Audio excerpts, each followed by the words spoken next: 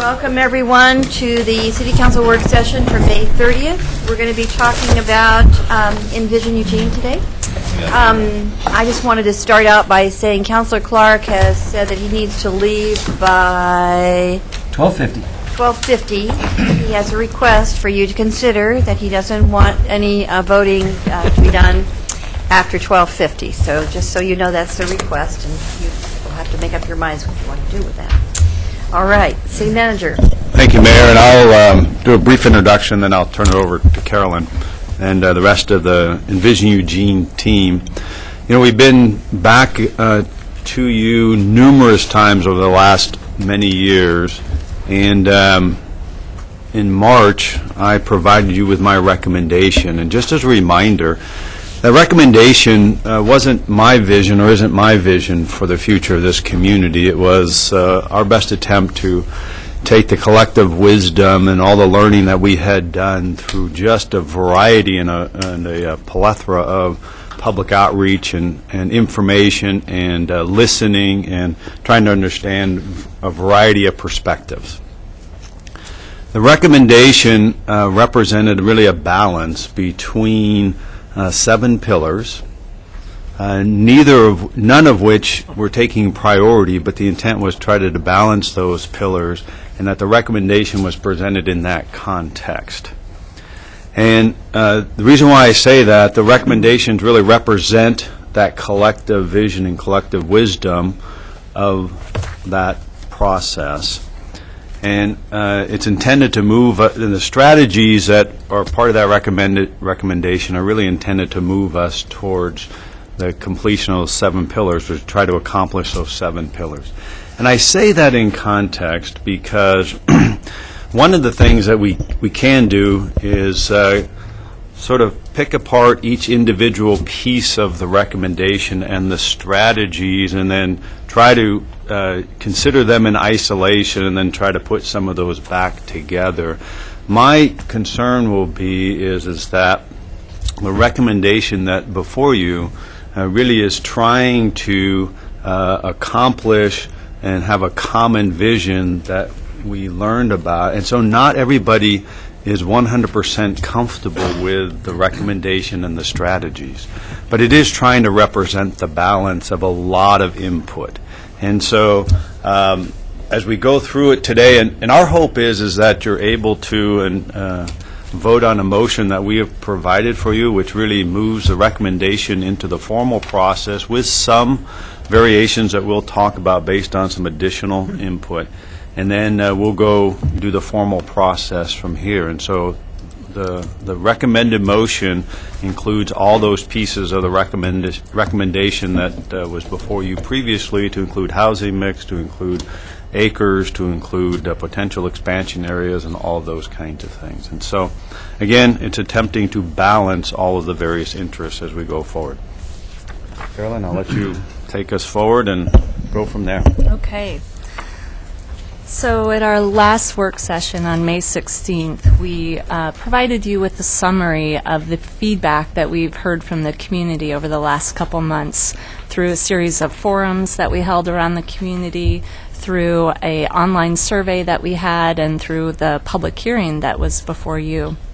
And at that work session, we said that we would come back at our next work session and tell you how we proposed revising the recommendation as a result of some of that feedback. So I have that for you today, but before we get into that, I also wanted to point out that at that work session there was also a lot of requests for information from you. And so we did our best to pull together memos that address those information requests, and they're part of the AIS packet. And at your chairs, you also have a new memo, which we just completed and have before you now, that addresses some additional questions that we have heard from you and from others about the urban growth boundary expansion study areas in particular. Questions like how did you identify the capacity for homes in those areas? What are some of the criteria that made you prioritize some of the areas over others? And then how would infrastructure costs be provided in these areas? So or be funded in these areas. So you haven't had a chance, but there's some good information in there when you do get a chance to review that. So moving on to the presentation,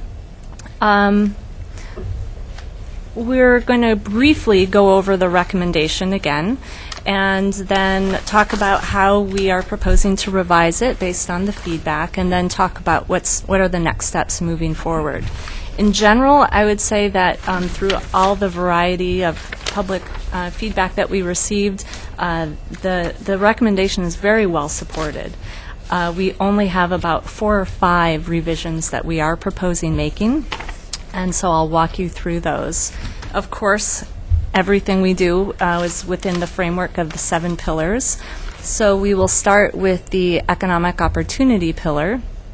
And as you recall, our strategy here is to address 100% of the commercial jobs, almost 100% of the government jobs, and about 72% of the new industrial jobs inside the urban growth boundary.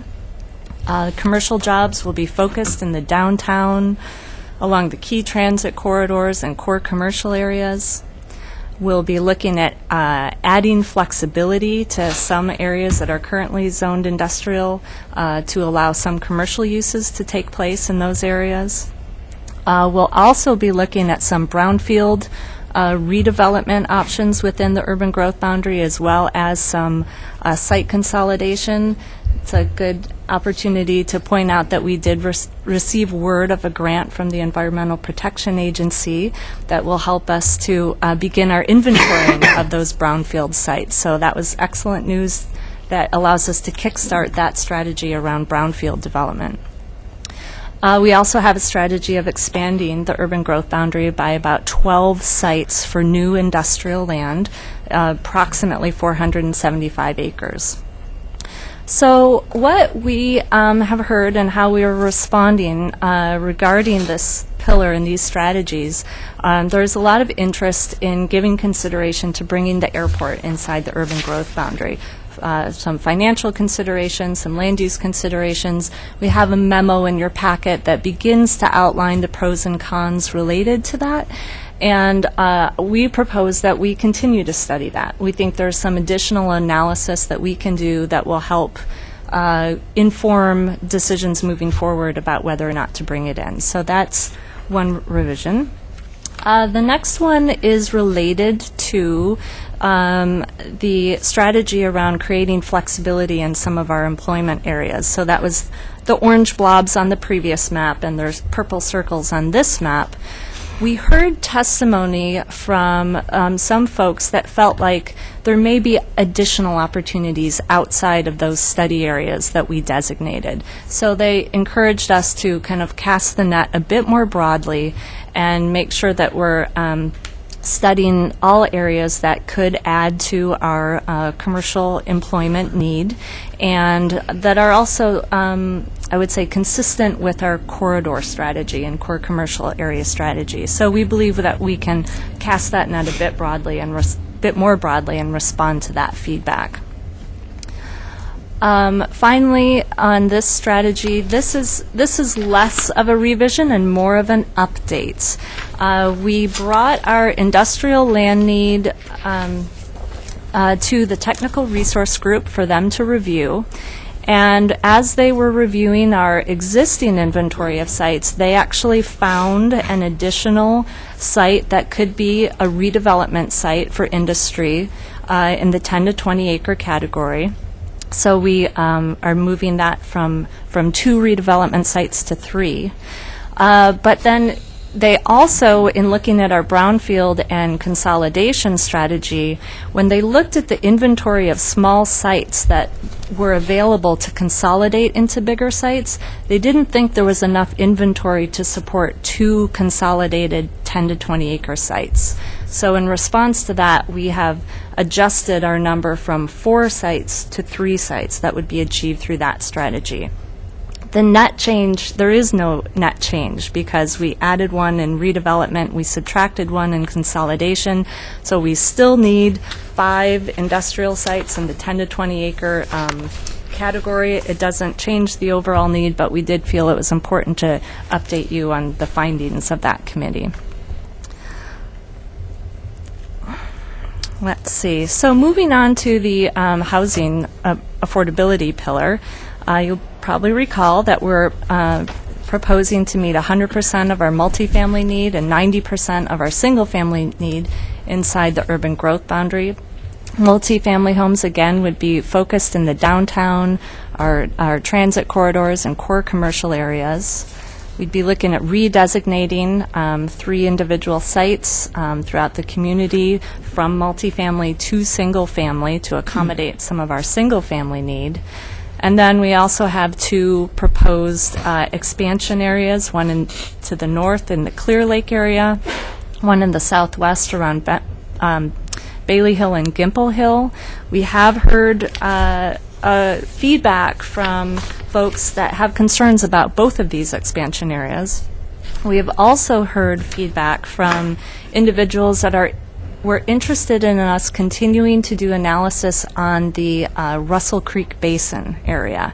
And at our last work session, we heard pretty clearly from you that you thought that was a valuable thing for us to continue to do analysis and understand what some of the opportunities and challenges are in this area. And so we do propose adding this to our list of study areas, and we are meeting with property owners in this area tonight.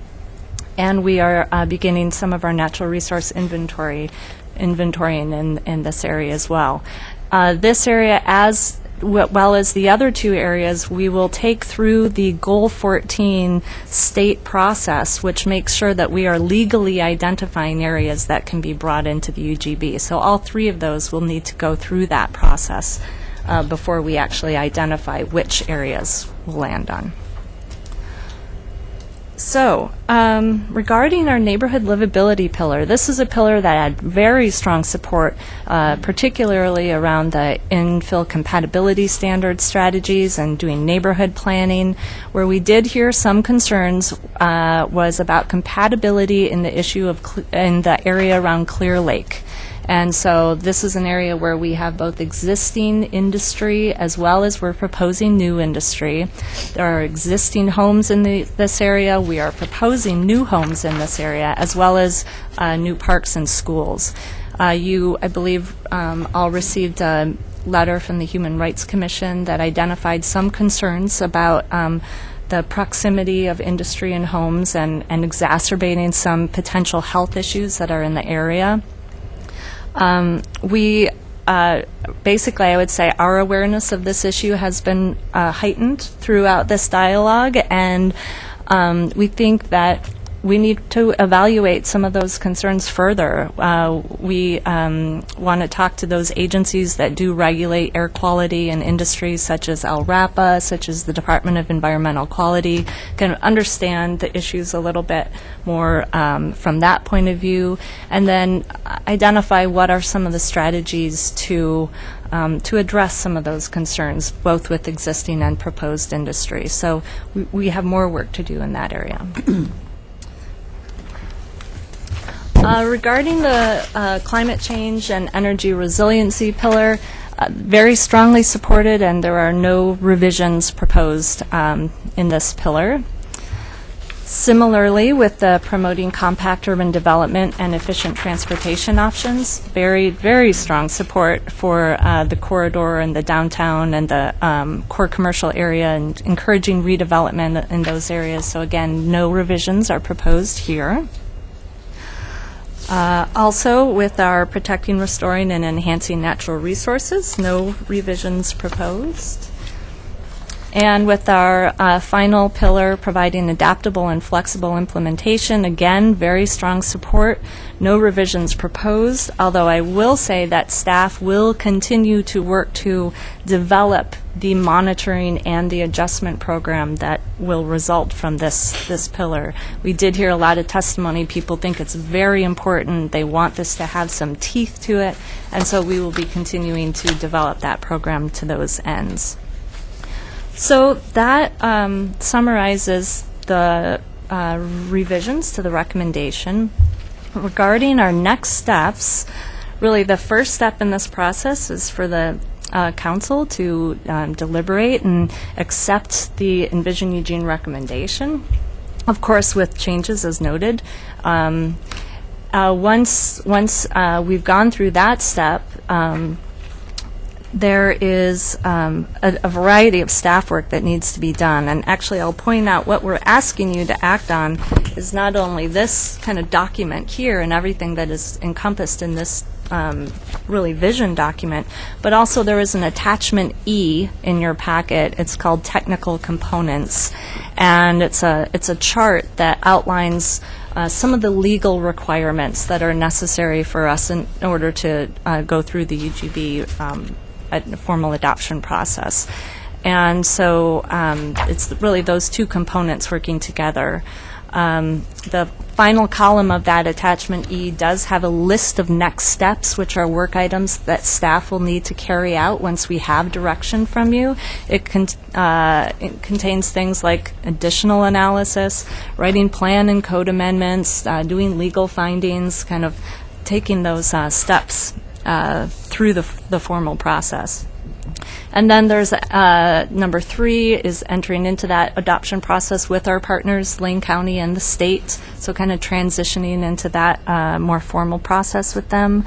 And then, of course, ongoing implementation of all of the Envision Eugene strategies.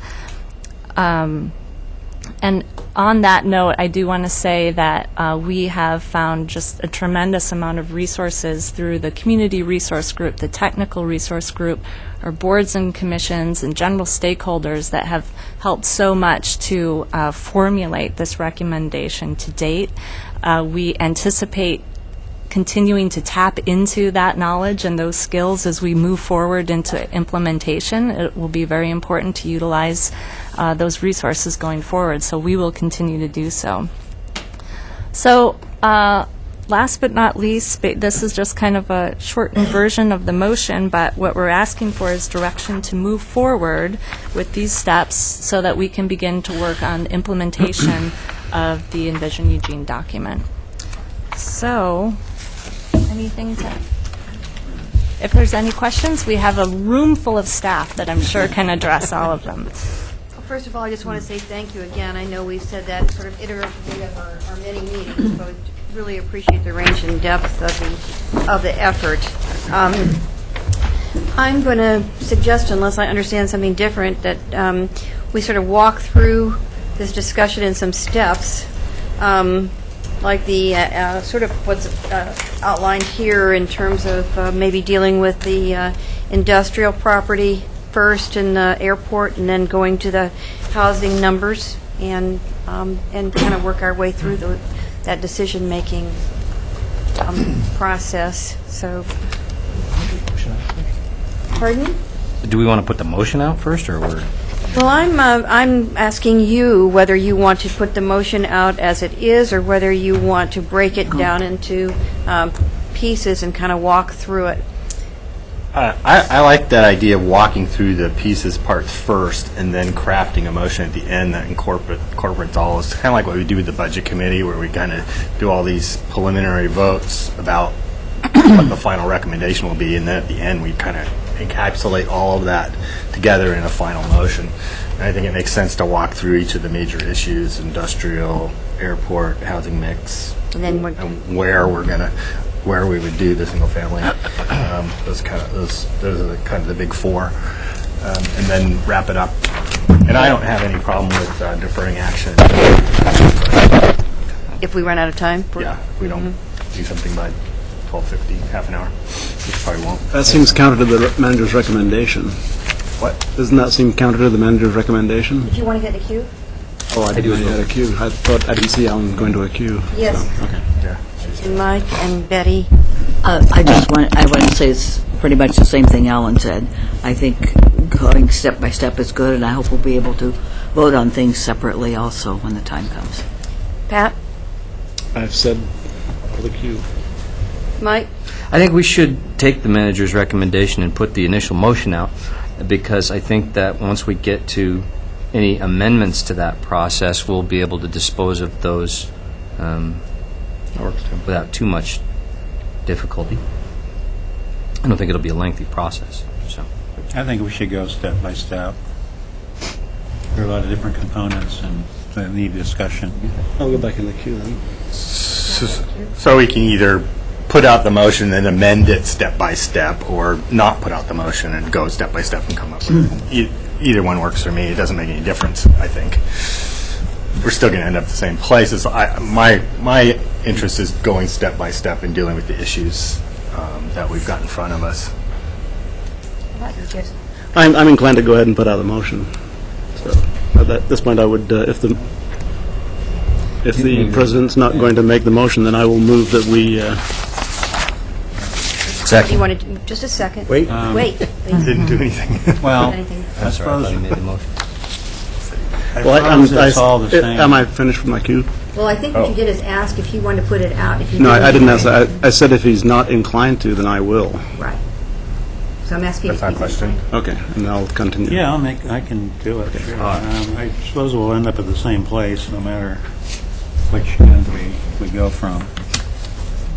Okay. So, move to direct the city manager to prepare for a formal adoption process, planning documents to establish a new urban growth boundary based on recommendations in the technical components document, attachment E, and that carry forward the pillars and strategies described in the Envision Eugene draft proposal, March 14th, 2012. Second. Discussion. Yes. Well, I think that we ought to strike all references to the Clear Lake Road area from attachment E and not even consider Clear Lake Road as an expansion area, that area. And in fact, I'll so move to do that, but I'll just do that right now. I move to strike all references to Clear Lake Road area from attachment E. I'll hear a second. Second. Second? I'd like to speak to that. Go ahead. The reason I did that is because throughout this whole thing, for about 2.5 years, we've been told that wetlands and high-value farm soils, Class 1 and Class 2, would not be considered for expansion, that that would be a bad idea, and I totally agree with that. The problem with the Clear Lake Road area and the area north and south of Clear Lake Road is that it's all high-value farm soil. It's Class 1 and Class 2. Or it's hydric and wetlands. If not outright wetlands, it's hydric soil. Those soils cannot be replaced. You can't create soil like that. They're from the Missoula event thousands of years ago. Some of the topsoils are 100 feet deep. Once you cover them up with asphalt and cement, they're lost forever. One of our main goals, well, you could recover them maybe 50 years later, but then you've got a remediation. You've got a brownfield to remediate. So I really am against any expansion onto these precious farm soils. They're unique. They're some of the best soil in the whole world out there. So also proposing new industrial close to new housing, parks, and schools really doesn't make any sense to me, especially because that area is in close proximity to about 9 other industrial sites already that emit toxic fumes. And I just can't see building schools and developing parks and then encouraging new industrial uses right across the street from this area. So that's why I don't even think we should consider Clear Lake Road area. Other discussion of the motion? Yes. We just had a conversation. I like the mayor's idea about walking through this in step order, in that order, actually. So I will, in a second, make a motion to table this conversation and then make and if that passes, make a motion about how to proceed, where we would go industrial properties first and then talk about the airport and then talk about the housing mix and then talk about the housing areas that that are in question. So kind of a walk through that step by step on the 4 major issues that I think we have. So you'd I make a think mo- those are kind of the logical order of things in my mind about how we would do things. You need to do the industrial before you can do the airport, and then take the housing issues as they relate to that, because if you take the housing issues, and especially where, relate to the industrial expansion areas and how we do that, those single-family areas, in particular the Clear Lake area, whether or not it's either in or out, and how it got developed in relationship to the industrial areas. So that's kind of the sequence I was thinking about. Make a motion to table. So I make a motion to table this conversation. Second? We have to do that to... I'll second it, but I'd like to speak to it. You can't speak to table. You can't speak to table, okay. I'll second it. Okay.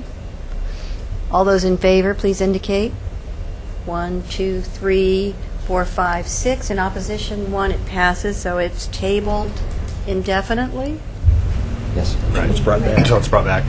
So I would move that we walk through this in a stepwise fashion, first talking about the industrial lands, then talking about the airport, and then third, talking about the percent of housing mix. Second. And then fourth, the single-family and multifamily expansion areas that we were Your identifying. motion has been seconded. Before it was Discussion, finished. question? I thought Alan was going to create another motion there with regard to the industrial and have it part of the discussion. I would like to be a part of that discussion, but I think his motion was to do those Oh, in just do them in that order. order as opposed to Okay. particulars. And then The motion is in that order, and Betty seconded it. All those in favor, please indicate. 1, 2, 3, 4, 5, 6. In opposition, 1. It passes. Okay, so we'll start, I think, with a discussion of industrial. And I've got Betty, and then George, and then Alan. I think that George was ahead of me. You wanted to go first? His hand went up. Well, I called on you. Okay, I'll talk. I had a question. If we brought the airport in, could that take the place of other industrial land? A majority of the airport, if not all of it, would be considered public land because it would be, it's government. We could rezone it, right?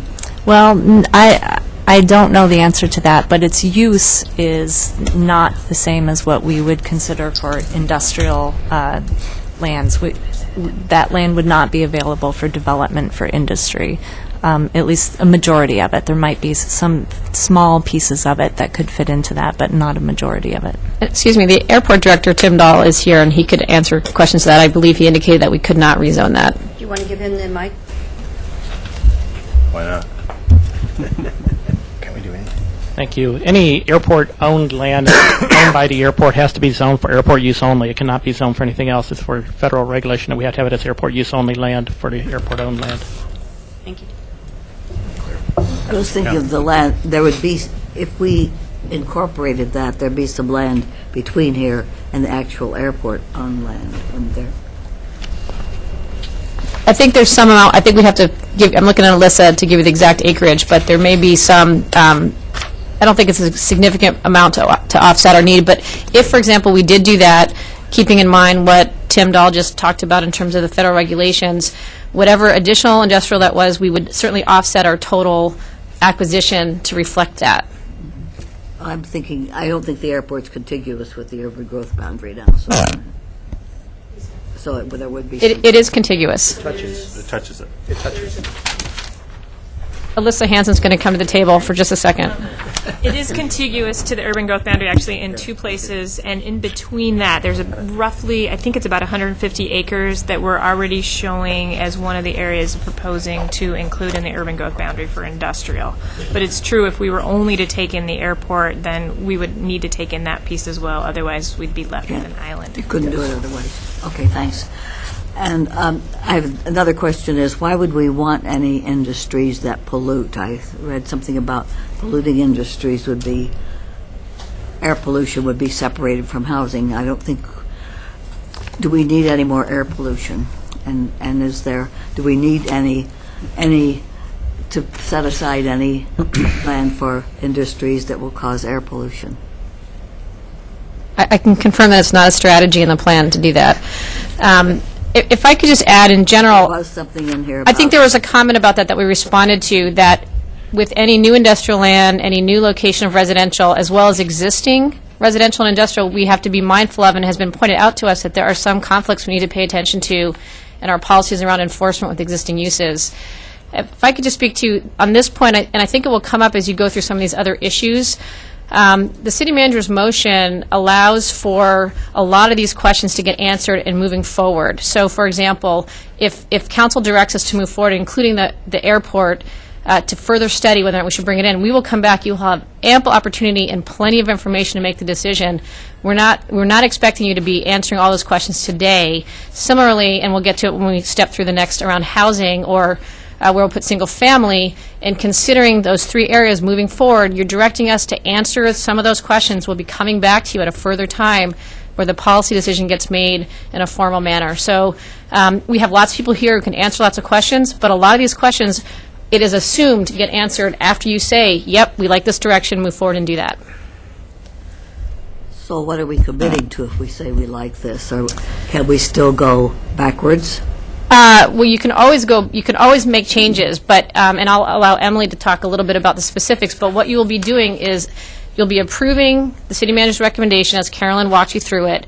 You'll be directing the city manager to have staff go forward and begin the additional studies on the residential areas, on the industrial area, to include the airport, unless you would make a motion to pull that out.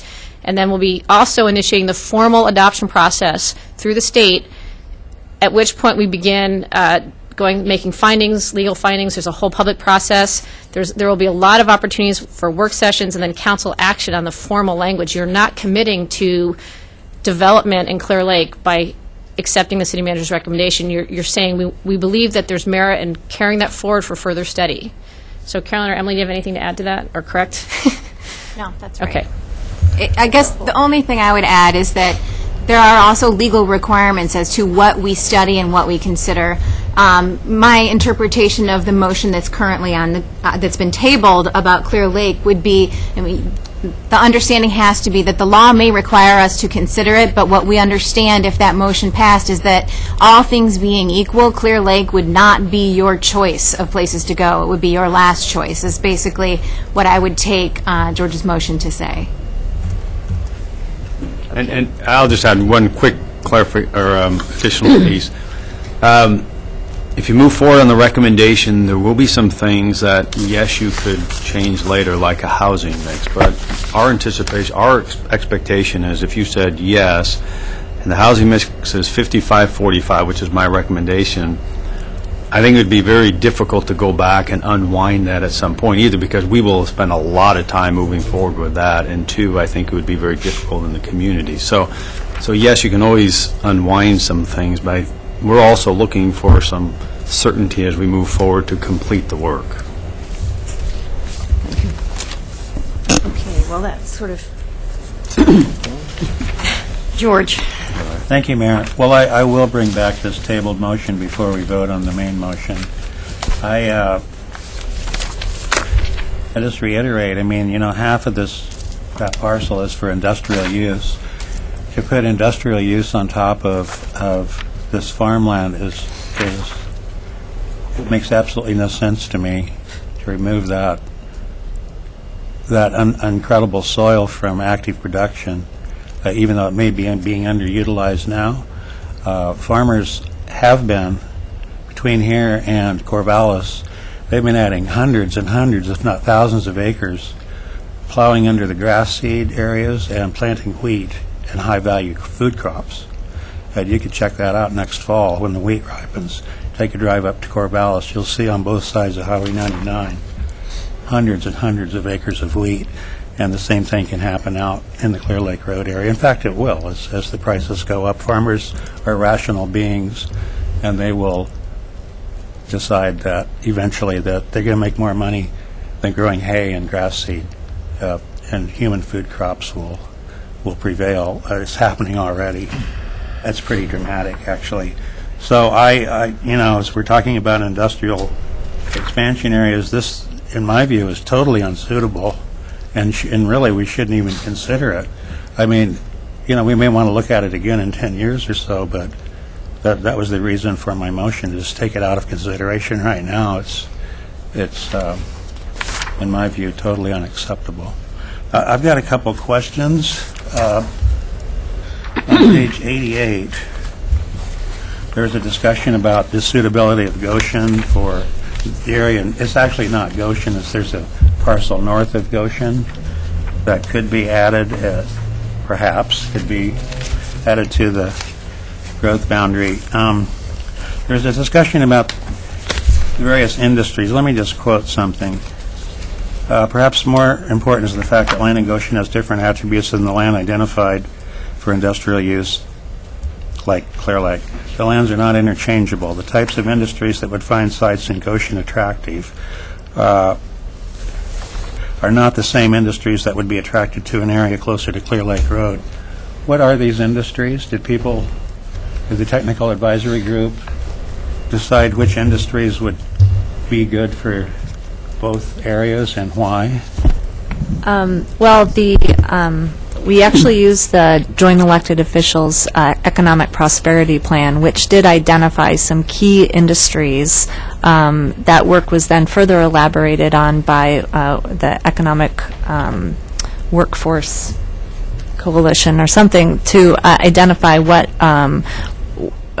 to further identify what the key industries are for this area. That is industries that are here already and are likely to suit here, also that have a higher than average wage profile to help us build our wages in Lane County. So these are not things that kind of came out of Envision Eugene. They were brought forward through that economic prosperity plan, and based on that list of industry, then we identified areas for land that was suited to those, and that's where the Clear Lake Road came from. Okay, well, I participated in the Joint Elected Officials Economic, plan for the future, and I don't recall any specific industries being identified for any specific sites. So and then it further goes on. It says some of them don't have a need for immediate highway access. Some of them may be, it'd be good that they would be by the airport because then they could feed off and interact with other industrial uses. And I mean to. Another round, George? Yeah, another round.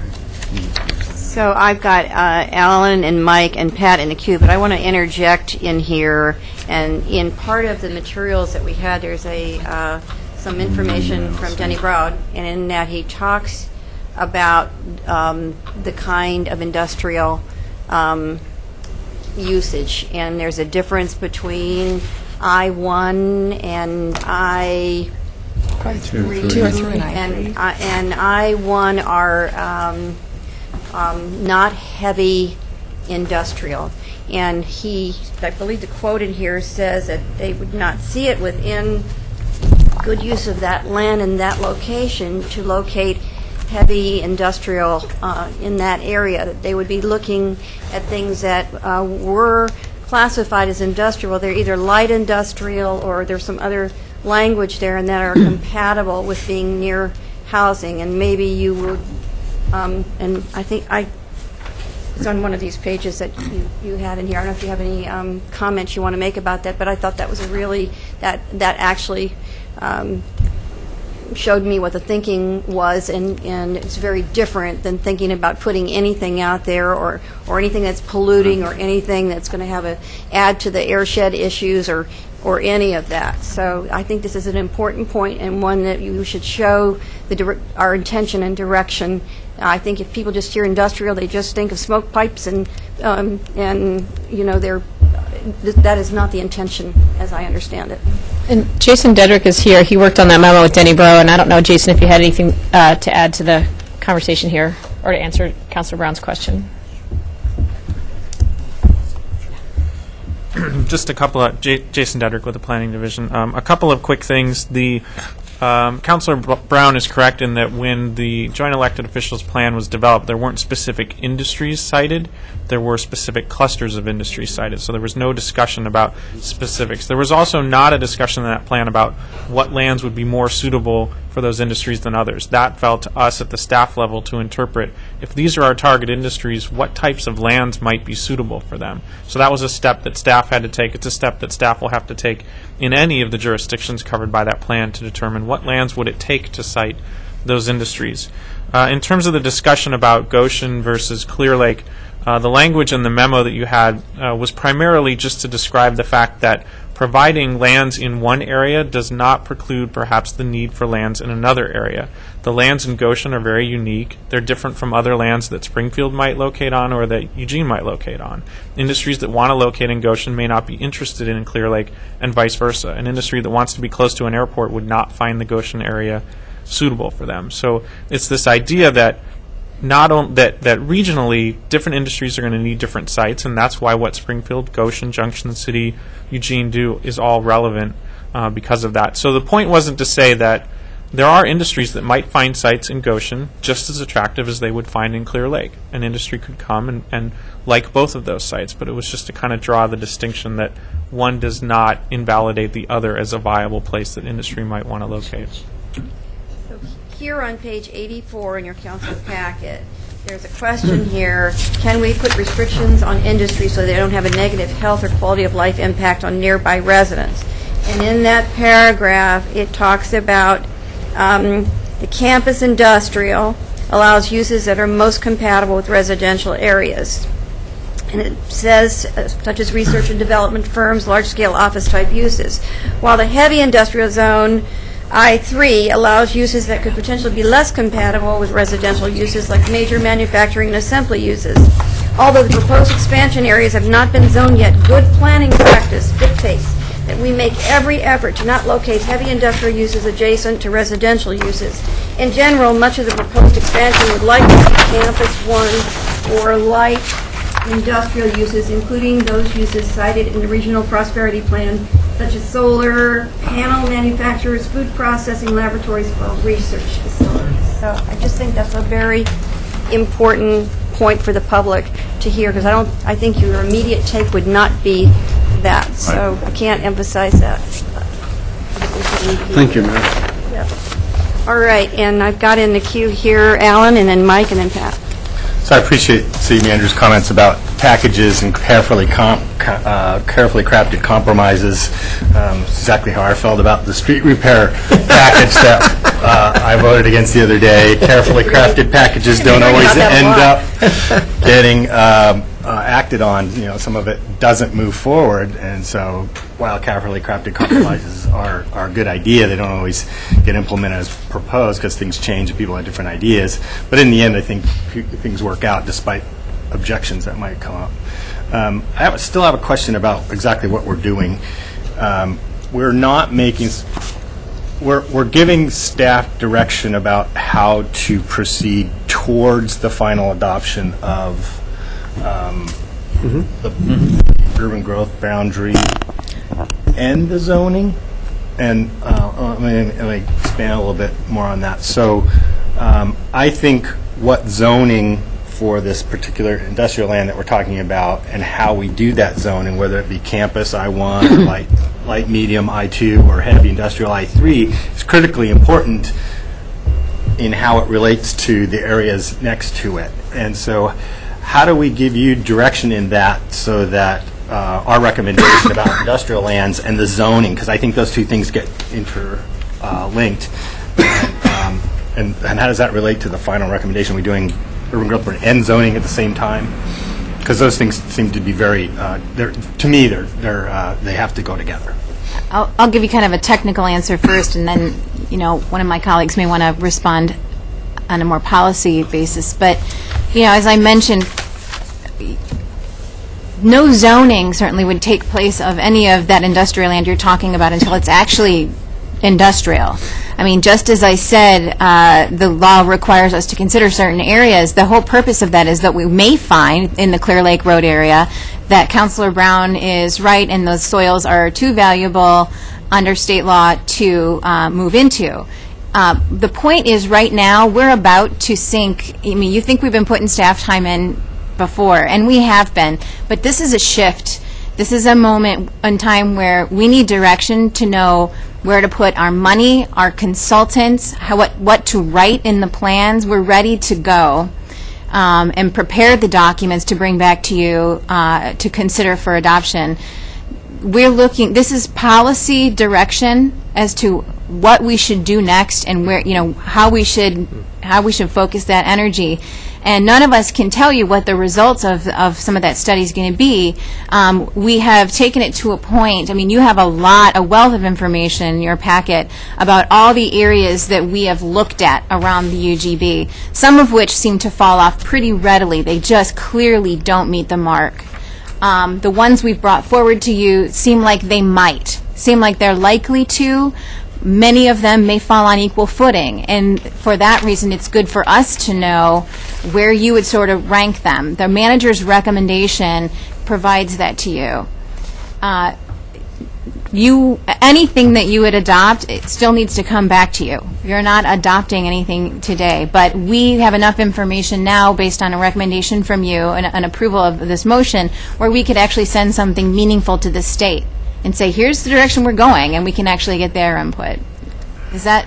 Yeah, so what we would say is if we wanted to bring in that land for industrial use, and we give guidance that the zoning should be X, Y, and Z.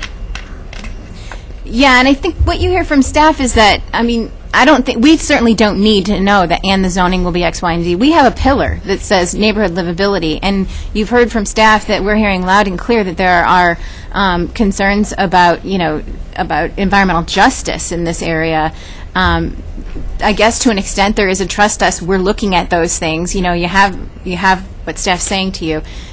The recommendation is, with that understanding, you want us to look at these issues and come back to you with proposals that take those into account. Yeah, I think the council should be as clear as possible about particularly those issues in environmental justice, which I share, so that we do get it right, so that we're clear about what we want you to do when you go spend the money on the consultants and the time and the effort. Lisa? Well, I just wanted to add, if I can, the part about the zoning, I think again, and Carolyn alluded to this earlier, the Envision Eugene document that you have that has all the pillars and implementation strategies, policy direction, vision, basically is sort of our playbook for moving forward as we start to do this.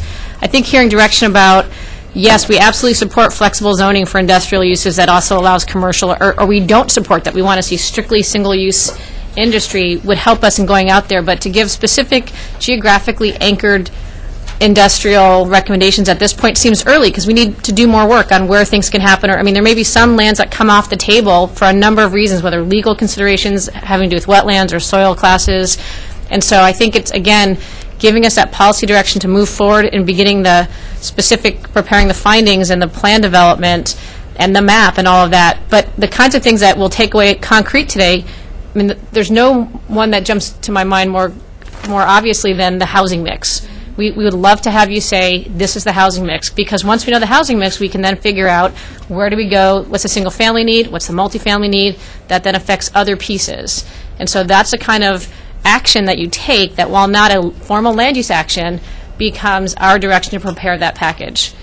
So we could say, bring this land in consistent with Pillar X, understanding the social equity and social economic justice. Or meet this need based on these pillars. So even not, going again back to Councilor Brown's concerns, it's meet this need for residential by continuous studies following through areas. We'll come back to you and say, okay, we looked at these. This one can't be looked at for these reasons, or this one can be. And again, if you were to say, you can certainly take action and say, no matter what, we would never, ever include that in the urban growth boundary. As Emily said, the law might require that we look at it, but there's sort of navigating that fine line about what are the criteria that we have to look at. And so that's our job to keep you legal in our policy decisions as we move forward. So in same context, how do we ensure that we lock up these, if we're going to have these lots that are specific size for specific things, how do we lock them up in perpetuity, or can we? Because anytime zoning can be changed. Right. I think those are the kinds of things that we're going to bring back to you as part of the package. Do not need to be resolved before you say, go forth. Okay. So I have a question about the soil maps that we got, especially this one around Clear Lake Road. So if I've got, and maybe I need some clarification about the way that we walk through this legal analysis and the Class 1, Class 2 soils and what can and cannot be, and why are these even in here if we can't develop Class 1 and Class 2 or hydric soils, wetlands? This might be where I invite Alyssa to the table. I'll start. We'll get a listen here as more of a technical expert.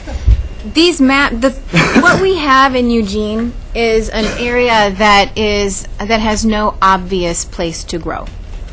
We don't have large areas that are undeveloped and that have poor soils. Every place has its challenges, and so what we think we're going to find is that there are some areas that basically have maybe different problems, but on the same level. And we're going to have to work with the state and see if they, how we sort it out. The state has this hierarchy. With industrial, we need to look at suitability a little bit more than we can with residential. It's very complicated.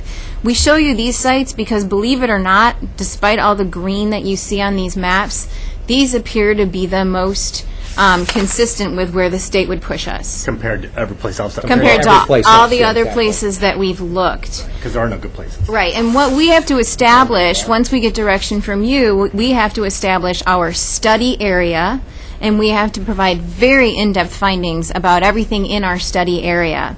And that requires some experts who literally haven't been able to go out there until the soil was the right amount of wet. We provide this to you because this is what you need to know. I can't tell you exactly what it means right now. So it's not a prohibition on these soils. It's a first look here, and we already did that and looked at all these places, and they're not available. So now we're faced with expanding only in areas that have soil problems. Yeah, because every place has soil right. problems. And when you expressed a strong interest in Russell Creek, staff looked at that and said, it has major challenges. We probably thought they were probably more insurmountable than the others, but if there's a strong enough interest, we'll put it back in our study area. It doesn't mean you're going there. It doesn't mean you're going into any of these particular places, but our recommendation is based on the knowledge that we have now, which is pretty great, but there's more to learn. Okay, Mike. I have to run out real quickly here, Mayor, but I wanted to say that I wanted to give some input from a policy perspective on the question that's being asked here today. But also, we have a vote on the table, and I'm hopeful we're not going to take it now at this point, but that we're going to continue the conversation. From a strictly policy perspective, while I understand the appeal for environmental justice and for social equity issues that are a part of this discussion, and agree that it's important that those are a part of this discussion, there are other parts of this analysis that, I have to be honest, I don't think we've done sufficiently well. The idea that there are two components specifically that I don't think we've done a very good job of, but they all kind of revolve around the idea that the 1.4, for example, percentage of estimated future economic growth is based on what the state says they think we're probably going to do rather than what we aspirationally want to do. Okay? Now, I know there's statute around that. But from my perspective, we're not doing enough to look at this from an aspirational standpoint and say, we are with some of these sort of goals, but from an economic perspective, we're not doing it aspirationally enough for me, because there are two pieces I think we should be looking at more with a greater degree of analysis. If we bring in this amount of land, how many jobs will that create based on what we know? Or conversely, if we're only going to bring in this much, how many jobs are we now limited to creating in the next 20 years? And that's a really important part of this analysis that we've had around the regional economic initiatives that we've done. We know that some of those jobs are going to be created outside of Eugene. But that's a dichotomy of conversation, because we also know that more people work in Eugene than live in Eugene. And that we needed to create 36,000 jobs if we have 34,000 people moving here. We're not bringing in enough land to come even close to that. And so for me, there's an insufficient degree of analysis around the aspirational pieces that we want to get done in the economic sphere. There's also the same issue as it relates to tax base.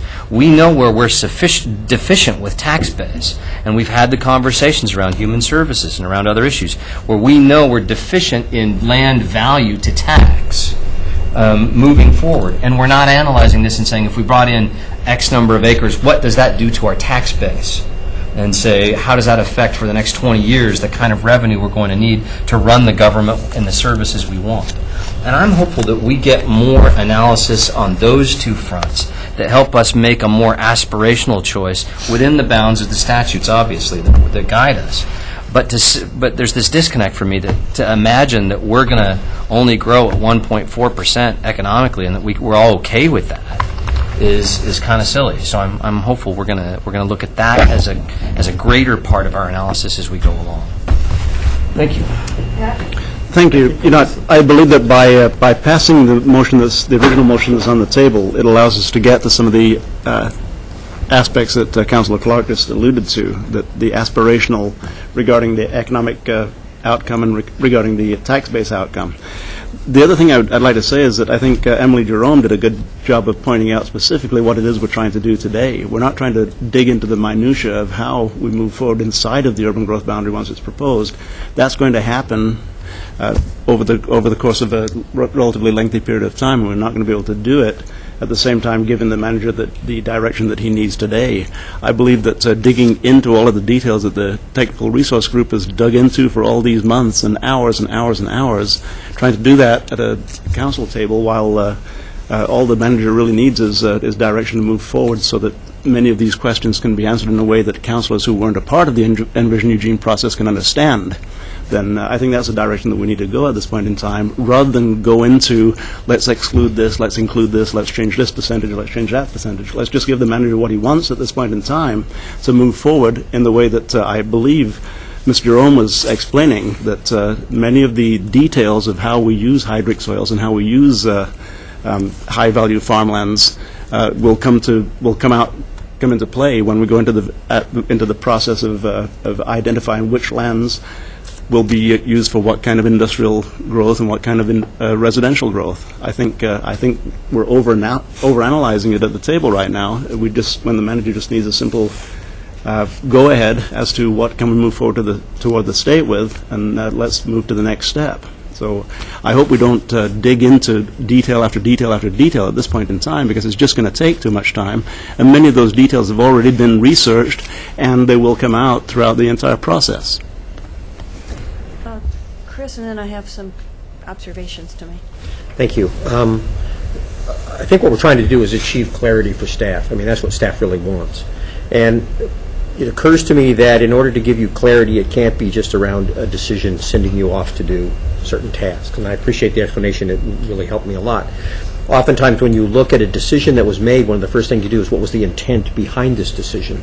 I think where we can serve you best is to make decisions, but to also give you some clarity around what is our thinking behind that decision, so that you don't think you heard what you heard and didn't really hear it.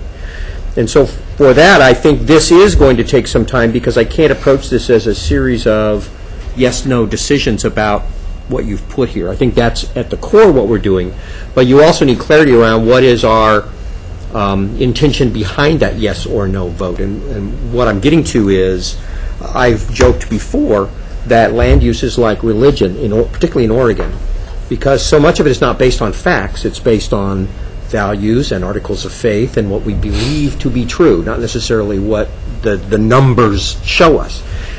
That means it's a policy issue that we have to wade through ethically, morally, whatever criteria we want to use, so that when we get to the yes-no point, we're getting there in a way that somehow aligns with what we think our values are around land use. And I hate to put it in those terms, but you're never going to make progress until you accept the fact that this is not just about data.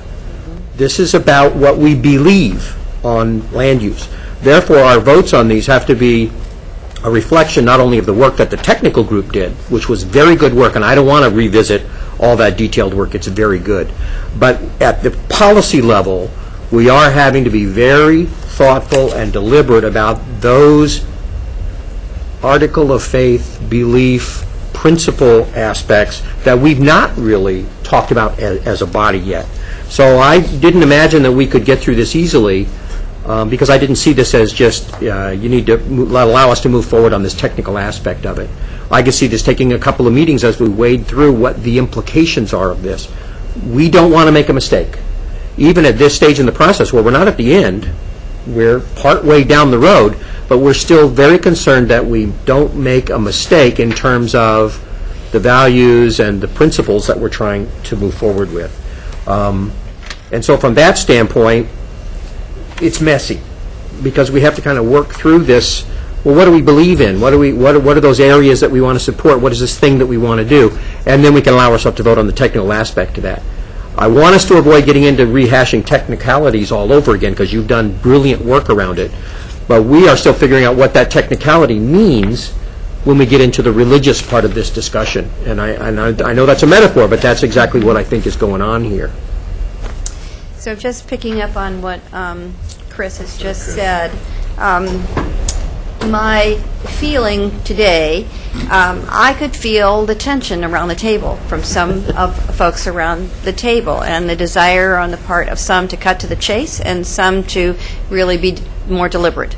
And so and then we have two members who are not here now, and this is a really important decision. And I don't want to force us into being in positions that we don't have to be in. I think it's really important that we continue to approach this as we've gone through it, to be open to finding the right place to move forward together. And that means, I think we've learned this over and over again.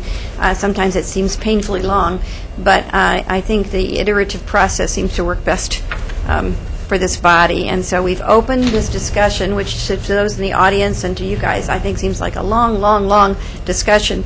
But I would say we're at the point where we're making these decisions, and we've got to have everybody on board and do it in a really thoughtful manner. And so I think it's worth taking that time, and I think we all need to be here to do it. So we've got a half hour where you can continue to ask questions or make points that you want staff to be aware of, but we have a request from Mike for us not to move forward with any decision-making, and probably that would be my best advice, too. So I've got George and Alan in the queue.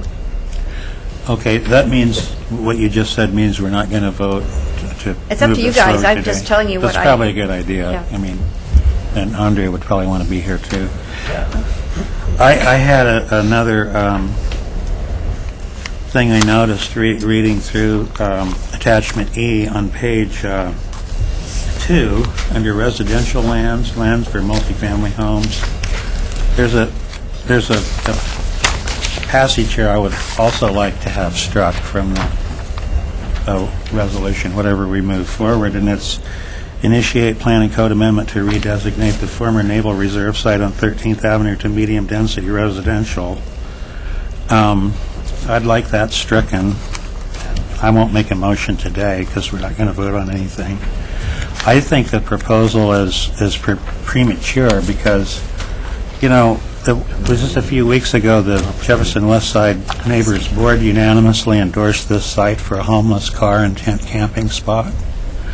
And it's not, I don't think it's envisioned by them or the neighbors that would be forever and ever, but as a temporary, this winter, maybe next winter, until something better can get, crafted. They're having discussions with St. Vinny's and other service providers about possible uses of that site for homeless camping. They're also engaged with affordable housing providers. They've been talking about this for months with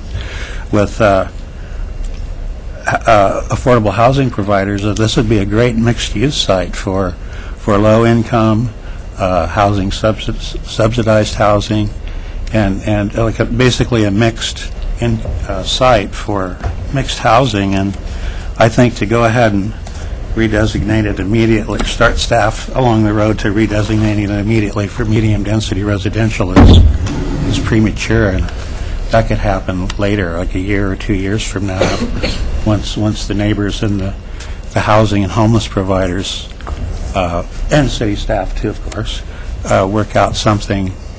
And maybe it won't turn out that way, but I think that if we move this recommendation forward, then all discussion of this site for temporary car and tent camping will be off the table, because, oh no, that's redesignated for medium-density residential. We can't talk about the uses for a camping site. So I just think it will constrain and limit the ongoing discussion of the use of that site if we just immediately channel it into this road. Alan? I was trying to find, can someone refresh my memory about the industrial lands need determination that we had? How many acres? Oh, It's not what you're recommending. That's different. So the 12 sites, is that what you're referring to? Well, when we went through that analysis, we said this is how much industrial land we have, and it can support this many jobs, and our need for jobs is X, and therefore, what was the conclusion? Did we conclude that we actually didn't need any industrial lands, but we had the wrong configuration? Yep. So we don't have a legal requirement to expand for industrial because we met the need. Problem with that conclusion is that almost all of our sites are small and decentralized, and we've broken them up into 1, 2, 3, 4, 5, and that does not allow us to create industrial jobs with industry that require either campus or light, medium, or even heavy industrial that allow larger sites. So our problem was the configuration of our existing sites as opposed to our actual need. And I think, and Jason's, I think, ready to answer, but it was based on, we had total acreage, so from an acreage base, we didn't have a need, but from a parcel size, to meet our economic development goals, we have a need. So from a legal perspective, there's probably some semantics that are worth clarifying, but I think Jason maybe should give it over. Okay, let me clarify the semantics. Because I don't think it's correct to say that from a legal standpoint we didn't have a need. From a legal standpoint, we do have a need because the law requires that you don't just count jobs, set an acreage, and figure out if you have that many acres designated that way within your UGB. You actually have to identify the area's policies. What kind of industry do we want? What kind of industry are we realistically likely to get? What are we suited for as far as attracting industry? And then you have to figure out, as we've talked about, what sorts of sites that industry is going to look for across the nation, and how do we provide that? So that's all part of the legal process. And we found that when we looked at our target industries, we don't have an inventory that works. And so, one of the things that we're doing then is, look, we have all these acres, we don't have enough jobs. Let's take a lot of that industrial land that is ill-suited and use it for something else. Once we do that to satisfy some residential need, we really are short even in terms of just raw acreage. So there's no question that legally we have a need for industrial land. Semantics. And did you have... Jason's, nope, nothing more to add. But keep talking. Obviously, that didn't satisfy you. And that's okay. We want you... When we did the analysis, so we've decided that our inventory is wrong. So we said, let's convert some of those to commercial and residential in the industrial because they are better suited for that because they're ill-suited for industrial development. So therefore, that created, and that allowed us to do more commercial, all of the commercial inside the urban growth boundary, and some of the residential. But it also created this issue of our inventory being the wrong inventory. And therefore created the legal need for more industrial space. I think one of the most enlightening things that we learned in CRG, I think, was we have industry that wants to be here, wants to grow here, and we have industrial sites. It's not working. We have a need. And so it's not just that the redesignation of those areas for commercial created the need. It's that our current inventory is a bunch of ties when everybody needs socks. Right. And I very much appreciate the analysis that the CRG did, and mostly me and Nelson from 1,000 Friends, that created basing that where you linked up the class size or acres per type of industry with the number of jobs that relates to the number of acres that we need and how many sites that we have. And that whole table here on page 86, which gets us to this is how many sites we need in these different categories. And that was based off real data from Springfield, which happens to be the only place in the state that actually correlated all these things, right? Nobody else has actually done that. I don't know. Jason, want to jump in? That's correct. We've not been able, no other cities are aggregating data that way, nor are they required. That's probably why they're not doing it. So Right. Well, it's a little surprising. We didn't do it either, but so I'm glad that they did it. So we could use that data to be able to get to, here's how many 75 to 100 acre sites we need, to how many 50 to 75, 3, 20 to 52, and 10 to 25, given what we already have. So I actually understand this. I buy this. It makes sense to me, and that what we have is the wrong inventory, and we need to build the right inventory through this process, and that will satisfy our legal need. If we're in the absence of doing this approach, we wouldn't satisfy our legal need. No, I don't think practically speaking we would. I mean, the state may be a little reluctant to tell us that, because it really is a local decision as to what kinds of industry you want, and you know, it's possible, I guess, we wouldn't do this, could try to make findings that say, oh, we've got a lot of acres, we're good, but we won't get jobs. Right. Right. And it talks to Mike's aspirational goals that he's talking about. And so when we said, okay, this is how much we need, then we went and looked at where's the most appropriate places in that area next to the airport. While it has some soil problems, every place has soil problems. Yeah, you're next. Thank you. I think, once again, I think we're doing a lot of sort of hand-wringing here and spending a lot of time talking around the issue, where really we just need to move forward within the constraints that Councillor Pryor so eloquently put forward, that we have to make sure the manager understands what we want behind what the policies are behind the decision. But the fact is, we do need to add jobs, we do need to add industrial land, we do need to add residential land, and we need to do it soon. We've been dragging our heels for a long, long time over this, and the more we sit here trying to pick apart the work that's already been done, the longer it's going to take to get it done. And ultimately, some people at this table aren't going to be sitting at this table, and it'll be a different council that's making the decision. I'm sure that I personally would prefer that we precipitate the decisions that we have to make right now based upon the information that we've already been given, and let the manager make some decisions and bring them back forward to us to make some final recommendations and final policy statements regarding how we want the city to grow. The city needs to grow. Legally, we have to add land, we have to add jobs, whether it's philosophically or whether it is practically. We have to put people to work in this community, and the more we sit here talking about smaller decisions within the greater decision that we have to make, the longer it's going to take to get the ball rolling. And I understand that some people want to slow things down. Things have been slowed down long enough. It's time to move things forward. I feel fairly confident that we'll get this done before Jay. Are you leaving? So, I think the best thing that we could probably do right now, and I think you can get a sense of it, I think that you've expressed that you're ready to go with the recommendation around industrial. Yes. Yes. And Betty? No, I'm not ready. You're not ready. George, ready. Chris, ready.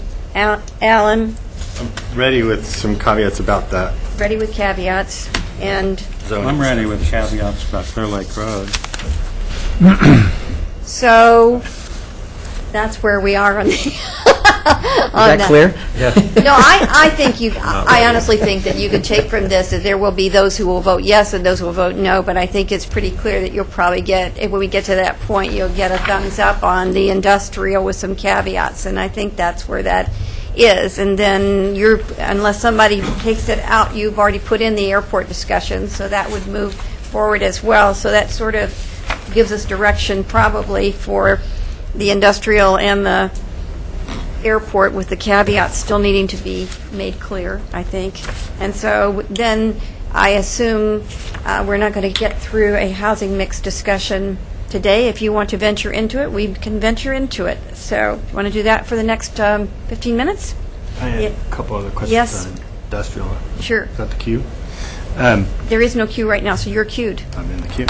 So one of the questions we asked was about how does the Goshen area fit into all of this, and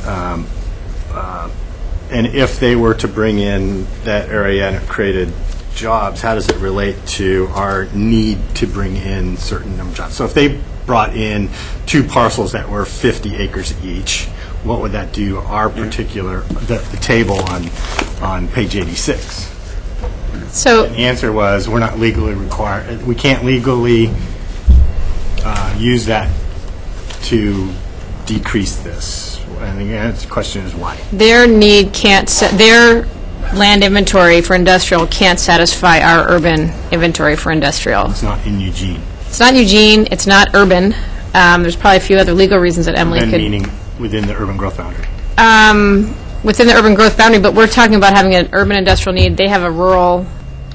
Well, I think actually it precedes where you're going. That is, at this moment in time, we don't know if they're going to get approved. Right now, they're seeking an exception from the state to allow industrial uses there. So, put them, fast forward them, and actually say that they got the approval and that land is available. That is something that you could look at our 5-year, touchdown on this issue.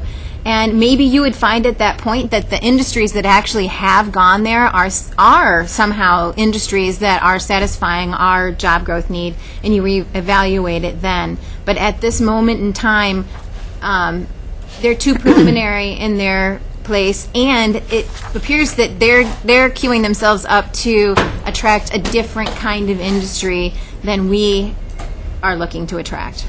And I think just to add, from the policy perspective, the inclusion or reference to that in our plan is to say, from the Regional Economic Prosperity Plan, and Emily just touched on this, we think it would be a great thing for any new jobs that happen in Lane County that can support our residents. Whether we work there, the people live here, it's a good thing, it floats the boat higher. So as Emily said, if that's the case, we may decide that we have less of a need to assemble more parcels of land for a job basis, but that's something that we'd look at into the future. So for today, we have that need, we've identified a strategy, there's no certainty about what's happening there. We recommend that we continue with the strategy that's in front of you. Right.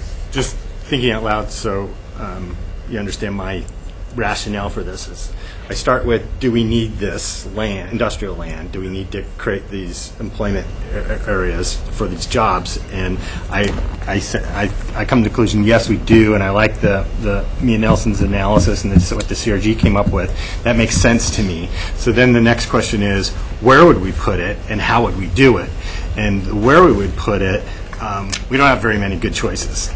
Maybe the one that is in the recommendation is the least objectionable to all of the other ones, if you want to look at it that way. So first you got to get to the threshold of, yes, do we need it? Then where are we going to put it? This is probably a good one. And then how do we do it is very important with regard to the social equity and economic justice, environmental justice issues that are there. So when we come back to that, I want to circle that and make sure we got right the direction to you about how we're going to deal with how this actually end up getting built out with consistency to the pillars about economic justice and environmental justice.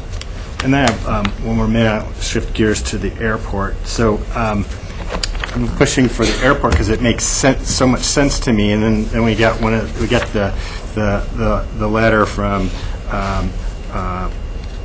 the airport folks, Tim Dahl, that just illuminated all of the different benefits, which I kind of already knew, but it was nice to see in the list. And it was like, well, why wouldn't we do this? And there's one little concern one, ensure compatible land uses, maintaining airport environment. But overall, it just seems like, unless I'm missing something, the pros of incorporating this are so outweighing the cons that I didn't even see any cons, actually.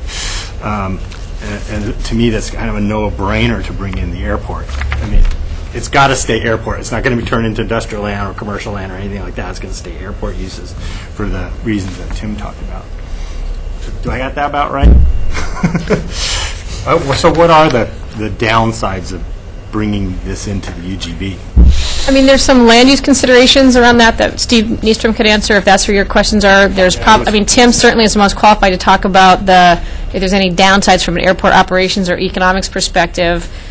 I guess I would at least highlight that there's the county probably has some desire to have it in the county. So there's that piece that I'm saying it, but it will come up at some point if we go forward with that. So I don't think I'm shining a light on something that's not out there already. So did you have some land use questions around advantages or disadvantages of doing that? Yeah, I was a little confused by reading Steve's Okay. stuff, but maybe you can make it clear.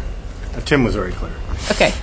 Well, I'd say probably the biggest one that we want to explore a little bit more is with regard to when the airport's inside the urban growth boundary. It's now kind of part of the city of Eugene, and it's inside an urban growth boundary. How does that affect kind of the ongoing operations of the airport over the long term? One thing we know is the airport periodically needs to expand their land base, sometimes just for buffer reasons, other times for other uses. We'd want to look at that carefully to make sure that that's not hampering the airport's long-term business goals, because they'll need to operate as any other property does within the urban growth boundary. So, for instance, if they need to acquire some additional land as part of the airport boundaries, and that's outside the UGB, they need to expand, most likely, to include that area sometime down the road, assuming we want to keep it all in one jurisdiction. Things like that, I think, need a little more exploration. So I don't have an answer for that, but that's one that I think at least has risen to the top for us to look at carefully and to talk to the airport about a little bit more. So if the FAA said you need to have this much more buffer around your airport for X reasons, we'd have to go through the extra hurdle of changing the urban growth boundary. Correct. Right. Right. At least we think so at this point, right. And so that's one factor I think to look at. There's some short-term issues as well that we have to treat the airport as we would any other land coming in. So there are certain steps we'll have to go through, as Emily's been explaining on our other industrial lands and so forth. This is not immune from that exercise. It's a short-term issue, but it's more for us to consider as we talk about our work program for the future. Tim, did you have anything you wanted to add to the conversation? Well, he was just whispering that hotel development is considered an airport use. That's something that could be included under that zoning. An airport hotel. Yeah. Because it does support the use of the airport and the users of the airport. It's A compatible. gas station or something like that could support rental car use is also So- considered an airport use. So you can't have those type of things on airport property, but it has to support the use of the airport. So just for, in case it wasn't audible to others, that complementary or ancillary uses that serve airport functions like rental cars and hotels are considered airport uses. Thank you for that. Pat, did you have something you wanted to add to the conversation? Yeah, well, just one thing, just as a point. It's a little frustrating sometimes to see this clock moving so slowly and that clock moving so quickly. No, really, I've said it before, and sometimes we just end up speaking our thoughts out loud at the expense of this clock being stopped and that clock ticking. And it really is frustrating when a lot of people want to ask questions. A lot of people have things that they'd like to say out loud, yet Alan, sometimes you take, in this case, about 30 minutes of the last 45 minutes. You could change motions to change the rules. I could also finish my cue here. It's once again, it's a little bit frustrating. I could think out loud, and I choose not to do so. I think that when we're talking about Goshen, we're talking about other industrial areas that are being considered. We do have, as you stated, different types of industrial uses that are more compatible with other areas. It could be stated in a very short statement. In fact, it's already been stated without taking so much time off of the clock. So once again, here we are almost at the end of a 90-minute meeting, and we've really, I don't believe we've accomplished very much, but we have heard people talk quite a bit around the table. Well, I guess I would just point out that sometimes this is again, I'll say that this is a conversation that seems far down the road, but it's the beginning of this part of this conversation. So it takes some while to get the ground, and we do have several people missing who need to be part of the conversation. So I don't have a queue that's lined up with people waiting. George? Thanks, Mayor. I just have a question. On page 88, about the industrial lands, it says in the first paragraph, the last sentence says, there are provisions in state law pertaining to regional planning. However, the Eugene-Springfield region is not currently involved in such a planning endeavor. Can you give me some idea what provisions are, where to find those in state law? Because now I'm curious, because this whole process was, we've been told that we have to basically pretend that Springfield doesn't exist, Goshen doesn't exist, Veneta doesn't exist, Junction City doesn't exist, Cottage Grove doesn't exist. And I mean, that just flies in the face of reality. It's extremely frustrating, and I can send you an actual citation. The Oregon Administrative Rules regarding industrial land have a very short passage that basically just says, we encourage you to plan on a regional basis. Prior to 3337, we planned regionally with the city of Springfield. And in that case, when we shared an urban growth boundary, if we had a need for residential land, we could count theirs. If they had a need for industrial, they could count ours. It was ours collectively. The urban growth boundary defines it. It is your closed universe, and I think from a policymaker's perspective, that can be very frustrating. And the pendulum may swing back at some point. Okay, so, well, thank you for that answer. So, in other words, you're saying that there's really not a lot of administrative rules to No, look I mean, at. it'll take It's you just all of a pretty minute. simple. Oh, I see, okay. But that's not to say that it's, I have to say, it's quite refreshing to me when I find a concept that isn't overly regulated. So, I'm not complaining that there's not more regulation on that, but it's just sort of, you can do it. It's an Oregon administrative rule. It is. I'll actually send you a site. Okay, good, thank you, appreciate that. Well, I just want to kind of respond to something that Councilor Farr said about taking too much time talking about things. I've heard you make that complaint before, and I don't know, these are work sessions. We're supposed to talk about stuff. This discussion's been going on for over 2.5 years, starting with ECLA and moving through the citizens group and the technical groups, and we're kind of in the home stretch now, and I think that this is a good time to slow down even just a little bit more, not too much more, but a little bit more and provide policy guidance to staff. That's what they're asking for. We're supposed to be talking about these things right now. Thanks. The only other thing that I would add before I close is that if in fact, as we get through this and we need to get to the end, if we need to add some extra time to get through it in a timely way, well, we can do that. I just think we'll just keep marching till we get to the place where you get what you need to move forward. So that's the plan. Yes, Alan? Just in response, Pat, I know you want to move forward because you're done, and maybe we have a difference of philosophy about government and the role of elected officials. I think it's our role to be as transparent about our thinking, our concerns, and our rationale about our decision-making as we possibly can, as opposed to keeping it to ourselves. So my intention here is to be as thoughtful and deliberate and take as much time as we need to have all of the issues on the table so that when we look back, we can say, we thought of that, we thought of that, we thought of that, we discussed that, and it wasn't just in our heads, but actually at the table where all this conversation is supposed to be. So that's my intention with the questions I'm doing, is to be very thoughtful and very deliberate, because this is one of the biggest decisions we're making For a long time. for the next decade. So I think we owe it to our public to be as transparent as possible. With that, Point of privilege, please.